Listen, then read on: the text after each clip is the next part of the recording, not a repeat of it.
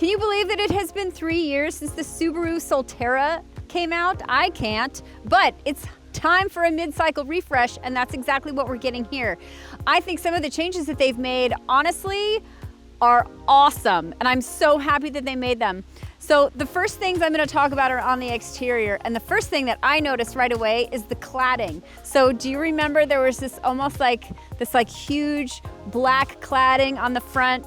I was not a fan of that. So now if you get the white, the gray, or the black, you don't get that. It's all body colored. So I'm gonna give a huge hallelujah to that. I think this looks so much better already right out of the gate.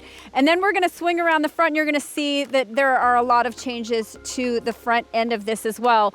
I think the lights look fantastic. There's a new treatment here, new day running lights, which I think look amazing. This is an illuminated badge here, which I also think is really super cool. We're now used to EVs not having a grille, so nobody cares about that. But you guys, I think this is such a huge improvement, and I'm really happy. I think a lot of people are also going to be really happy about that. As we come around this side, you're gonna see that the charge port has moved over to the passenger side. This is because standard, it is now coming as an NACS, which in order to charge, this will make it much more convenient and easier, so we won't have problems there. You're also going to have different options on either 18 or 20-inch wheels, which we all know that's kind of standard when it comes to a mid-cycle refresh. So on the rear, not a whole lot changes back here, but something that is sort of significant and cool is Subaru is now just written out in its entirety. I like it. I think overall, the exterior is greatly improved. Well done. Let's head inside. When it comes to the interior, you're also gonna get 14-inch head unit. This is the largest that has ever been in a Subaru before. And you notice it's not orientated this way, the vertical way. It is now horizontal, so it looks much more standard.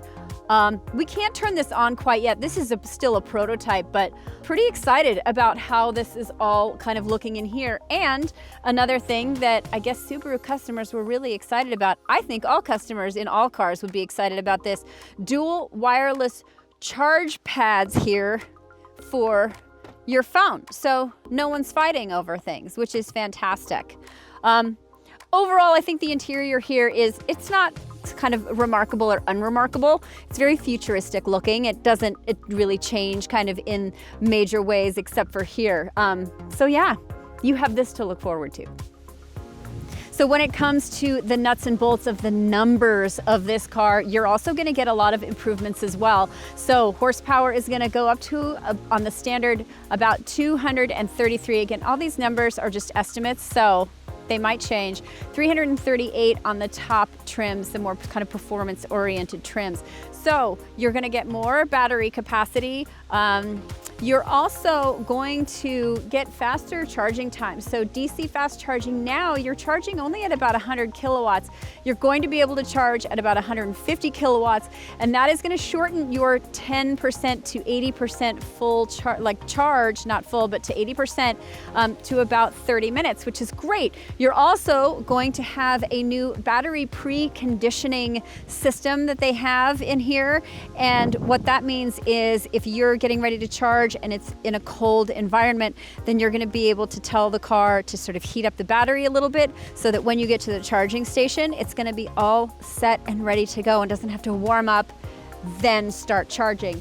So honestly, I think that these are all really, again, not massive, but significant changes to the Solterra that I think are just gonna make it altogether a better EV. I know and I have a feeling we're gonna see more EVs from Subaru. Let me know what you think in the comments about this one. But if you are looking for an entry-level electric vehicle, then Subaru Solterra, now with its mid-cycle refresh, might be a great place to start.